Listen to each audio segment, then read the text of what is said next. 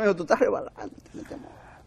Bien, buenos días. Seguimos aquí en Ojalá, introduciendo hoy una nueva sección que dedicaremos a los temas que tienen que ver con el desarrollo local. Un tema crucial, un tema fundamental en la República Dominicana. Y para pues abordar esta problemática, como dicen ahora, pero que no es ninguna problemática nada, es nada más que una temática, ¿verdad? Un conjunto de temas relacionados con un tema fundamental, que es el desarrollo local. Tenemos a Francis Jorge, que ha estado lidiando con estos temas pues de hace un buen tiempo. Y tenemos también a un amigo de mucho tiempo que estuvo también trabajando con nosotros en Ojalá, precisamente en este programa, que es Domingo Matías. Domingo ha estado también involucrado en este tema del desarrollo local, de la territorialidad, de la planificación del desarrollo en el territorio. Y bueno, con Domingo y con Francis pues vamos a conversar de estos temas. Por cierto que el presidente puso el tema en el discurso de rendición de cuentas, te lo digo Domingo y Francis, para que ustedes pues también nos arrojen un poco de luz sobre esto, ya que el presidente estableció ahí mismo un elemento de agenda. Dijo, llegó el momento del sur. Es decir, estableció una prioridad y al mismo tiempo una diferenciación. Es decir, llegó la hora del sur. ¿Qué es lo que pasa? Que no había llegado la hora del sur. ¿Qué es lo que pasa? Que el sur, de repente, hay una diferencia entre sur, Cibao, este. Hay de hecho una concepción, por lo tanto, del desarrollo regional. Claro. Es lo que tengo entendido que brota de ahí, de esa afirmación del presidente de la República, de que ha llegado la hora del sur. Pongo esto sobre el tapete y desde luego lo dejo en manos de Francis, que será nuestra conductora Domingo. Así que las mujeres gobiernan hoy. Tiempo de las mujeres. Sí. No, efectivamente esta sección busca orientar e informar, conocer la dinámica de nuestros territorios, qué está pasando con nuestros gobiernos locales, qué está pasando con las instituciones que están incidiendo en nuestros municipios, porque lógicamente no podemos concebir el desarrollo nacional sin la mirada al desarrollo local. Y por eso queremos estrenarnos de la mejor manera con un invitado muy especial, primero porque es un experto municipalista de muchos años trabajando estos temas y también es miembro del Foro Municipalista, y queremos hoy que comparta con nosotros su mirada desde la sociedad civil, ya que él también es presidente de una junta de vecinos, el tema municipal. Sabemos que del año 1996 estamos en todo un proceso de reforma y nos gustaría, Domingo, primero darte la bienvenida y que tú compartas con nosotros en qué está la reforma municipal en estos momentos. Pues bien, muchas gracias Ramón y a Francis. No pensaba que me iba a reencontrar en otro escenario. Ojalá, porque Ojalá es el mismo escenario, pero en otro sitio. Bueno, sí, hemos hecho buenos programas. Claro. Hace 2 años, o más de 2 años, hicimos un conjunto de programas muy buenos en cuanto a los análisis del proceso de descentralización en América Latina, cómo avanza la descentralización en República Dominicana, y creo que sí, que ahí están las producciones, gracias al desarrollo de la tecnología. Claro. Y las redes sociales. Entonces, mira, el proceso de reforma en República Dominicana, lo que tiene es mucho desafío, que hay que reformar la actual ley municipal para adecuarla a la Constitución del 2010. Entonces tenemos una ley del 2007 que va a tener unos 8 años, ahora en junio, y por lo tanto hay que ajustarla a la nueva Constitución. Hay algunos aspectos ahí que es necesario hacerlo, hay que evaluar la legislación. Otro gran desafío de la cuestión municipal es que es necesario que el país comience a transferir los impuestos de vocación municipal. La República Dominicana tiene rezago en el manejo de los impuestos que son propiamente de vocación municipal a nivel mundial. Por ejemplo, el impuesto a la propiedad inmobiliaria es un asunto municipal que debe de manejar los gobiernos locales y también a transferir competencia. A la medida que te doy más recursos, te tengo que dar más competencia, porque a veces los alcaldes demandan muchos recursos o regularmente confunden la descentralización con manejar dinero y no con manejar política en el territorio. Entonces, este asunto del sur, es el tiempo del sur, ¿verdad? Yo creo que es correcto el focalizar la inversión en territorio. Es algo bien complejo, porque dice, bueno, ¿cómo yo voy a dedicarme al sur sin descuidar otras regiones en las cuales al territorio que son semejantes en cuanto a condición socioeconómica que el sur, por ejemplo? El Cibao no es homogéneo, el este tampoco es homogéneo. Entonces es importante darle prioridad al sur sin descuidar aquellos territorios que son similares a los del sur y que están ubicados en el norte y el este. Y mira cómo uno tiene esa visión de las regiones sur, este y norte. Pues hay una ley de regionalización que se está discutiendo en función de ese esquema. Pues nosotros tenemos 10 regiones, con lo cual batimos récord. Pero Domingo, me gustaría... La República Dominicana es el país que más regiones tiene del mundo. Sí. Tiene 10 en 48.000 kilómetros cuadrados. Y la China tiene, creo que son 9. Y Canadá tiene mucho menos. Entonces, ahora mismo el gobierno está discutiendo lo de la regionalización. Por lo tanto, es un poco racionalizar más eso. Decir, bueno, en el imaginario social hay 3 regiones, norte, sur y este, y un área metropolitana. Esas son las 4 regiones naturales que tiene República Dominicana y por lo tanto se está discutiendo eso. Eso no va a ser fácil, el desmontar esa visión, porque el clientelismo político todavía tiene un peso muy importante, porque se cree que el tener muchas regiones contribuye también para el reparto. Tú has tocado dos elementos, Domingo, que me llaman la atención. Una, hablas de que hay que modificar la ley municipal para actualizarla a la Constitución, cuando todavía hay una percepción de que muchos aspectos de la ley municipal no se aplican. Entonces, una ley nueva ya la vamos a modificar cuando ni siquiera tiene su propio reglamento todavía. Y también haces énfasis en transferir más recursos a los municipios, cuando también hay una percepción de la ciudadanía que lo poco que reciben tampoco a veces se administra de la mejor manera. ¿Cuál es tu percepción como ciudadano de nuestros gobiernos locales? ¿Están ellos cumpliendo la ley? ¿Están siendo ellos los gobiernos locales que esperamos nosotros los ciudadanos? Sí, mira, nosotros tenemos una ley muy buena, pero debe mejorarse su gestión, con gestores que deben mejorar su capacidad como tal. Pero la Constitución tiene un conjunto de mandatos que es necesario que se hagan las adecuaciones con el debido cuidado, porque aquí a veces uno ha avanzado en determinada cosa y desde el Congreso a veces se quiere retroceder, y fijémonos que el presidente ha vetado proyectos.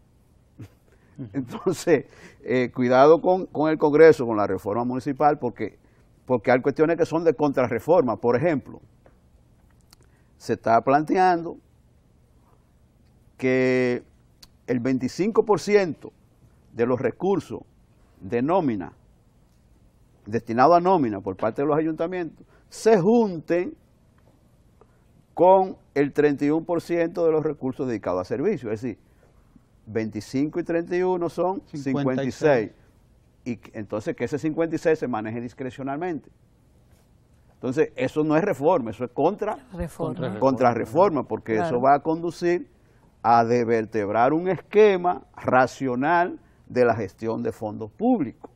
Entonces, es cierto que los gobiernos locales gastan más en servicios, pero no me lo junte con nómina, porque si me lo junta con nómina se puede quedar una gran parte. Todo va a ser nómina. En nómina, entonces vamos a fomentar toda esa cultura política. Entonces, la propia ley, el nombre hay que cambiárselo, la ley de administración pública local, es lo que dice la Constitución. Y esta ley, la ley de Distrito Nacional y de los municipios. Incluso, ese es un primer punto. La Constitución dice que hay que cambiar el nombre. Entonces, vamos a cambiarlo. Está la Estrategia Nacional de Desarrollo. Como esta ley tiene que adecuarse a la Estrategia Nacional de Desarrollo, a los aspectos de carreras administrativas, de función pública, sea un entramado de cosas que hay que hacerlo, pero con lo debido cuidado, porque siempre hay sectores que están al acecho para reformar en función de interés corporativo o personal individual, más que del interés colectivo. Entonces, eso es un aspecto. Más recursos, dice Francis, pero hay poca credibilidad. Es verdad.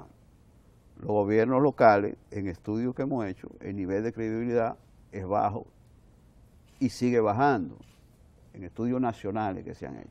Ahora, eso no significa que los gobiernos locales no necesiten más recursos, porque el tema de la transparencia no es exclusivo de los gobiernos locales. Toca también a la administración central, toca también al Congreso, toca a la justicia. Entonces, el problema de la transparencia es sistémico. Es sistémico y, por lo tanto, el tratamiento tiene que ser de superar estructuralmente el tema de la corrupción para ganar más puntaje en cuanto a la transparencia. Sí, yo soy partidario de que debe haber más recursos con más control. Con más control. Con más rendición de cuentas, ¿verdad?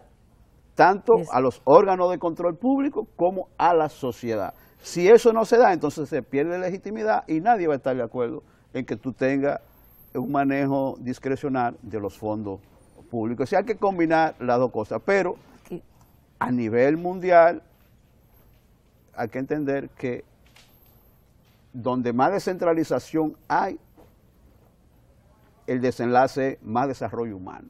Pero los países más descentralizados, que transfieren más recursos a las entidades territoriales, transfieren más competencias, tienen índice de desarrollo humano superior a lo que no se dan bajo ese esquema.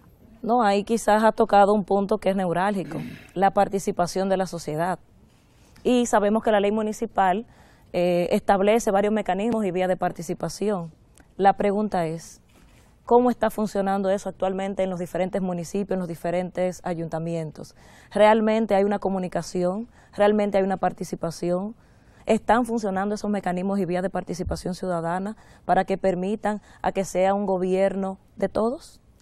Sí, mira, nosotros tenemos avance en materia de participación. Tenemos los presupuestos participativos, que es un instrumento que era impensable.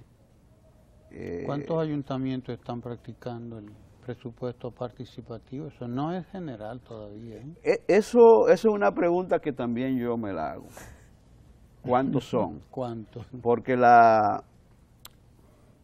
estadísticas pueden decirte cuáles realmente lo hacen bien. Exacto.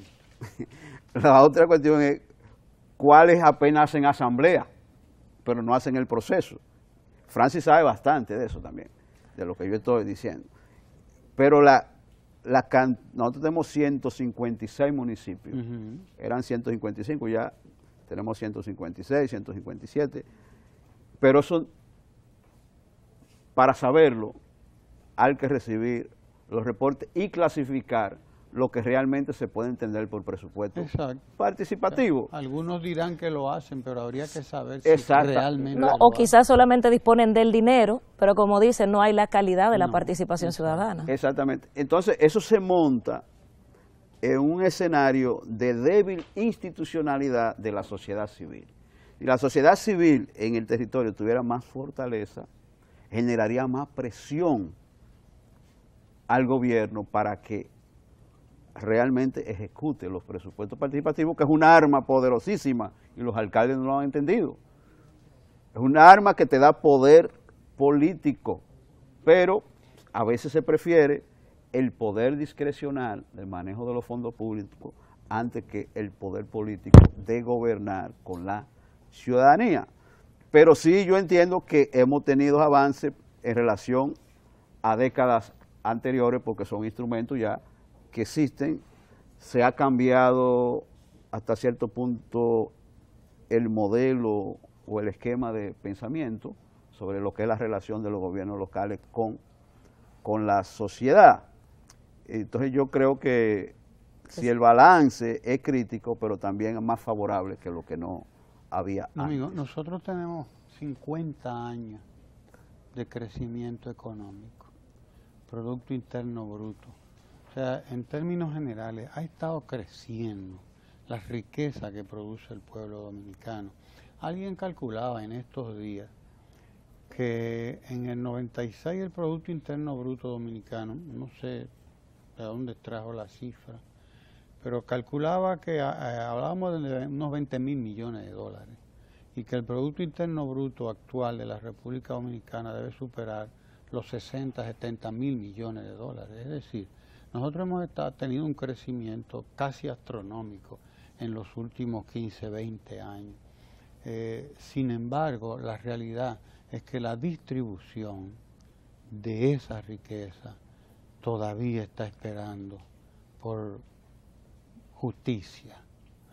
Es decir, el propio presidente de la República, el presidente Danilo Medina, ha tenido que echar mano de un instrumento que le permita acelerar precisamente la distribución y el impacto en lo local con las visitas sorpresa, porque las visitas sorpresa no son más que esto, a mi modo de ver, un instrumento para tú ir a los puntos concretos, específicos, e impactar ahí en el desarrollo de una determinada comunidad, que si nos ponemos a esperar, óyeme, se tomaría 20 años todavía, porque la verdad es que aquí las leyes las tenemos, pero óyeme, se cumplen pero no se acatan, como decía Lili, ¿verdad? Era que decía que tenía aquel famoso dicho de que se cumple pero no se acata. O sea, no solamente tenemos una constitución, como tú lo decías ahorita, del 2010, tenemos que adaptar la constitución y adaptar, mejor dicho, las legislaciones municipales a la constitución, pero mira tú por dónde vamos y no se hace la adaptación y no se busca la concertación entre la constitución y la ley municipal. Sí. O sea, mira por dónde vamos. Y me explico un poco la decisión del presidente de irse él directamente a gobernar con la gente, a hablar con la gente y a asignarle los recursos que necesiten, porque si nos ponemos a esperar, la verdad, óyeme, que esto no llegamos nunca a donde tenemos que llegar. Sí, mira, aquí ha habido un incremento del Producto Interno Bruto público en la distribución. Es diferente a la producción de riqueza general. Claro. Sí, hay más distribución en los territorios. Ahora bien, el Producto Interno Bruto a nivel global sigue concentrado en el área metropolitana y en Santiago y 2 o 3 provincias. Entonces eso conduce a la inequidad. Pues, comprendo, es decir, el Producto Interno Bruto público, lo que produce el gobierno ha tenido más distribución, incluso en las estadísticas lo observamos. Ahora bien, debe de mejorarse el nivel de coordinación de la política pública en el territorio. Es decir, gobierno central, gobierno local deben coordinar más la inversión, de manera que eso conduzca más a la eficiencia y a la eficacia en el gasto público, porque cuando hay varias instituciones interviniendo en el territorio con propósitos similares, entonces nos produce una dispersión en alcanzar resultados favorables. Entonces ese es un desafío que tiene el gobierno. Recientemente conversábamos con unos consultores de cómo ha disminuido la inversión en el área metropolitana y cómo nos alegramos, porque eso es un mensaje de que se está provocando una ruptura de la concentración del gasto público en 2 o 3 escenarios, en 2 o 3 territorios, y está habiendo mayor distribución territorial. Pero uno quiere también que el sector privado de República Dominicana asuma la inversión en la producción de riqueza más hacia allá de los grandes centros del país y lleguen hasta los territorios. La ley de incentivo a desarrollo fronterizo es una ley importantísima, una ley muy importante, que puede verse eso conectado con esa perspectiva de que se vaya hacia el sur, Claro, hacia el sur. Entonces hay que seguir creando incentivos, no solamente públicos, sino de sector privado en los territorios, que esa es la dimensión de lo que llamamos la descentralización económica. Tenemos descentralización política, descentralización administrativa, descentralización fiscal, pero hay una descentralización económica. La descentralización económica es clave para garantizar la cohesión social, la cohesión territorial. Si no se dan esas alianzas entre todas esas dimensiones, República Dominicana va a avanzar a unos ritmos muy lentos en materia de combate a la pobreza. Francis, se nos agotó el tiempo, así que ya tú sabes. Son temas que duraríamos horas analizando y debatiendo. Pero hemos comenzado muy bien, yo creo, con Claro. Domingo y contigo aquí además. Así que invitemos a los dominicanos y dominicanas que siguen a Ojalá todos los días a que nos acompañen en el próximo segmento donde estaremos hablando con estudiantes de Samaná, pero que trabajan en Los Alcarrizos. Ellos están desarrollando allí unos proyectos de desarrollo interesantísimos, con ellos hablaremos, pero también los invitemos a la gente a que esté con nosotros en el próximo segmento sobre desarrollo municipal. Y agradeciéndole a Domingo por acompañarnos y darnos tanta pauta para que podamos seguir teniendo territorios fuertes y gestiones locales más participativas y democráticas. Gracias, Domingo. Gracias a ustedes y estamos... Gracias, Francis. Gracias a ustedes. Quédense ahí, claro, porque seguimos con la agenda cotidiana de Ojalá en este día del cumpleaños de nuestra Cassandra Damidón, de quien hablaremos también en este día más adelante. Quédese ahí.